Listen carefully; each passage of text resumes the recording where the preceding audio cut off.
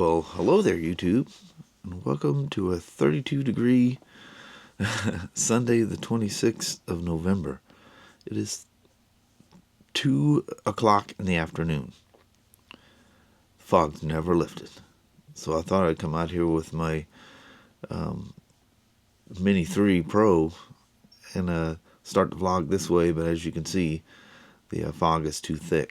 The other problem is, because it's 32 degrees and completely fogged out here, I'm only coming up about 60-80 feet or so, and I'm staying on my property because my next thought is it's just gonna freeze up and the drone's gonna plummet to the ground or something. So yeah, I'm just staying right here on the corner of my property. But yeah, it's been like this all day. It's crazy. So if you look out there, you can see, I just did that digital zoom thing. You can kind of see the barn out there. But yeah, man, what a miserable day so far. And I don't think it's going to change at all. It's pretty much, this is what we got for the day. Crazy. Yeah, you can see the moisture building up on there. Yeah, it won't be too long before that would turn to ice. And that would be the end of that flight. But from my view here, I think from the drone you could slightly see a silhouette, at least what I could see looking at the monitor. But yeah, 32 degrees is the high that we've made it so far. And I would doubt at 2 o'clock any of that's going to change. We're just fogged in. It's just one of those days. So my theory was to fly out to the corner of my property and get the barn from there and just do a quick hello. But I looked at the temperature as I was walking out the door and I go, golly, it's still 32 degrees. She goes, yep, it's crazy cold out there. Then I thought, yeah. If it's going to go down, it's going to go down right here on my property for something stupid like trying to fly in frozen weather. Fog. Frozen fog. You hear the cars going by really slow out there. So I'm assuming the road's probably all frozen too. Although looking at the grass, I'm seeing some wetness in the grass, not a crispy frost. Nothing ever turned white today though. That was different than the last few days. But yeah, that's how I'm starting out my day. Well, the old Mini 3 Pro. I doubt I'll not anytime soon, pull the trigger on the Mini 4 Pro, the 3. I don't fly that thing enough as it is. I got the Mini 2, the Mini 3, and the Air 2S. I'm good on drones. Perfectly good on drones. Nothing wrong with that thing. Flies like a champ. Well, as you can see, this is not from today. So I got up this morning, I didn't feel very good. Oh, this is June 9th of this year. If you pay attention to the little thermometer on the left-hand side of the switch gear there, it's 80 degrees. And this is in the evening. Look how low the sun is already. Must have been one of those after-work rides. Good Lord, that was probably 8 o'clock at night. Can't even imagine it being daylight like that now. But anyway, I got up this morning, didn't feel very good. I had a really bad scratchy sore throat, and I felt kind of dizzy and stuff. I thought, well, I don't know, maybe I slept weird or whatever. And I woke up with Sasha in my face. I thought, well, I breathed in a bunch of Sasha dust from her being outside. But anyway, I did the stuff with the drone with you guys. That was about 2 o'clock. I came in and Kelly fixed lunch. And man, I made it about halfway through and I'm going, man, I just do not feel good. I feel really dizzy and stuff. Well, I take my temperature, I'm 99.7. Ended up at 99.9. So I just kicked back and I thought, man, I'm just not going to get a vlog done today, I don't guess. But man, I don't know what what's going on. Who knows? It's the middle of the night now. I feel good enough that I thought, well, I'm going to do just a voiceover. I'll find something to put on. And I thought, what about a nice sunny slim ride on a nice hot day? This is a video, I don't know, whatever day that was, on September 9th, whatever vlog that was, I don't know. I just found it. I thought I'd throw that in here and sit back and shoot the bull with you guys. And what better thing? I'm into these, modern classic things, as you know, kind of head over heels. And the Slim fits that bill just perfectly. Well, pretty much any of these, the Harleys like this, the Slim and Road King and any of those things. But the Slim definitely has that modern classic feel. She's just bare bone. She's just a motorcycle. No frills, no thrills, and I love it. Nothing complicated. She just does everything right. A joy to ride. Comfortable. That's why things like that Royal Enfield Classic 350 just has me spinning. I really like that thing. And I know that's just something that, how I was saying that the other day too.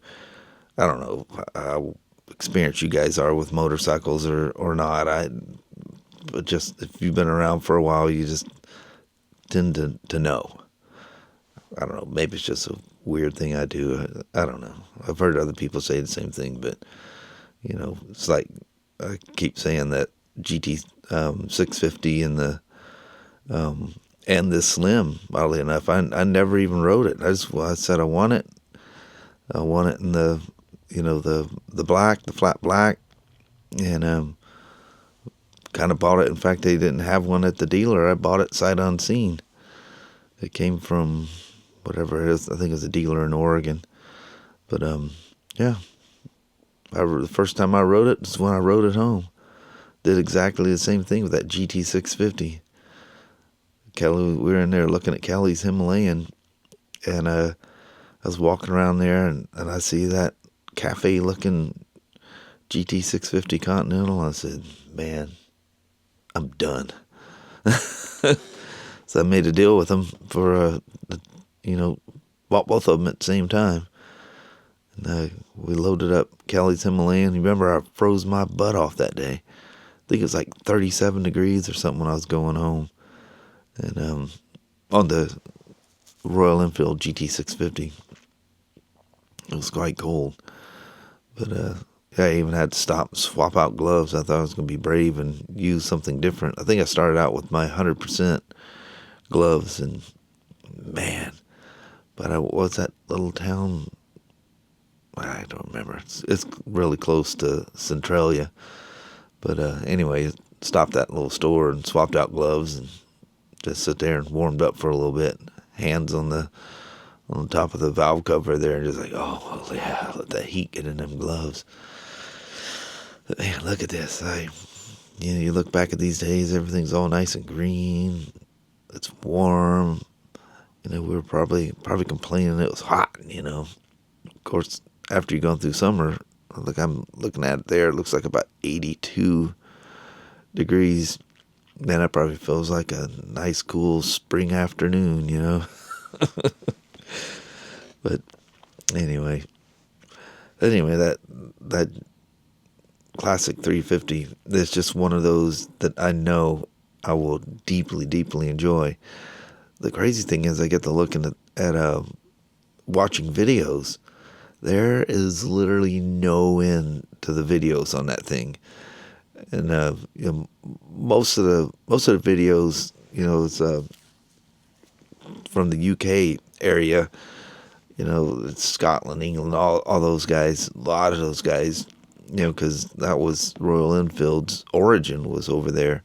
In fact, they still, they design stuff. They have a big team that's in the UK or England there that designed those things. So, they're manufactured in India, but it's not, they still got some of their origin, which is really cool.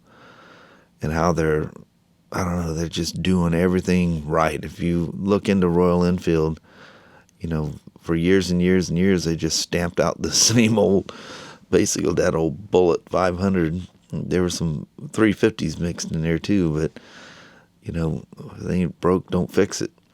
And, they had some times where, their reliability wasn't the best, but, everybody goes through those periods at some point or another. Even Honda, I remember in the early 80s, there was, if you guys were around when the V4s, there were some issues. Everybody has their little slumps, Harley with the AMF days, and, when a company's been around since 1901, it's crazy. And technically, they started before Indian, so they're well, you can't even compare Indian. Like I say, they were gone for 50 years. They've been gone for a long time. When somebody takes over the name, and that thing tried to get restarted multiple times, and finally Polaris Industries got it to stick. But that's not a continuation of a brand, so that doesn't even count. But considering how many years they were around and now they've come back, solidly, they've, they're someone to contend with. They're good machines. People that own them love them. It's not my thing. I don't don't know why I'm just, we all do that. There's certain ones that just don't grab you, and they don't. I don't know why. I think the biggest thing is their overwhelming thing to copy everything Harley does, and I can't go into discussions over that because I would really get in trouble. But because we sell Indians where I work, but I've heard conversations from people at Polaris, and I'll just leave it at that. Yeah, their goal is to be another Harley. When it seems like everything's going really cool at first, they had that old Indian classic style, and now they're just, I've literally gone up to get a cup of coffee, and I go, oh, cool. They took a road glide in on trade or something like that, and I'm like, it's an Indian. And, people that aren't really tuned into motorcycles, it's amazing how many times they think we sell Harleys up there until they take a double take and, or see the signs on the wall or whatever. Oh, those are Indians. But whatever. Do whatever. You're not going to hurt Harley no matter what anyway. But anyway, I don't know how I got off on that spin. Oh, I was talking about the Royal Enfields. But that classic 350, it came out the Meteor. Now there's the, what's the other one? It's the little sporty one. That one doesn't grab. It's the same platform, it's that J series motor and stuff like that. But yeah, the classic is the one that gets me. It's that thing, goes back to, long time ago, like 32, 34, somewhere in there. Pretty cool stuff. Man, look at this out here. I remember this day. It's funny. You can set something down and, 2 days later you can't figure out where you put it. There's certain things you just don't retain. But whenever I see a thumbnail of, because I save all my things in I have a folder that's stored with, Apple iTunes, where it stores all your photos, and in the cloud. And I go streaming through those things, and I can stop at any picture, and I can remember exactly what I did, where I went. It's weird. It's like this. I remember the feeling, and Kelly and I were talking about this when we were driving through here, just that sense of, I don't know, it kind of has an old school feeling when you look at parks like this, and there was kids out there playing, and we were talking about our kids when they were young and all that stuff. It's amazing how all that stuff rushes back to you. But yeah, it's something about, if I just see a part of a video, I go, oh yeah, I remember that day. And it could be years ago, many years ago. And I remember, not, blow by blow, but I remember where I went, what we did, and pretty much what we talked about. It's weird how your brain retains certain things, and other ones it just kind of goes, you're not important. Those are on the back shelf. Well, when you're looking for, my biggest thing is misplacing something. And, man, that is the most aggravating thing. But that'll never stop. Even when you're a kid, you do that all the time. But, yeah, I thought I'd throw this in here because it's such a cold, nasty day. Made me sick as a dog. Well, I don't know what I've got. Probably a little bug or something. But, yeah, to go from that literally freezing cold, foggy start, I thought I'm going to find something warm to voice over. So, on this, it's late enough. Kelly's long since been asleep. Dogs are all laying around. The whole house is just in a deep, deep coma. So I'm just going to roll out on this. We're going to forego the normal goodbye. So thanks for watching. Sorry for a strange vlog, but appreciate you guys watching. Hopefully I'll feel better in the morning, and we'll go from there. All right. You guys take care now. Thanks for watching.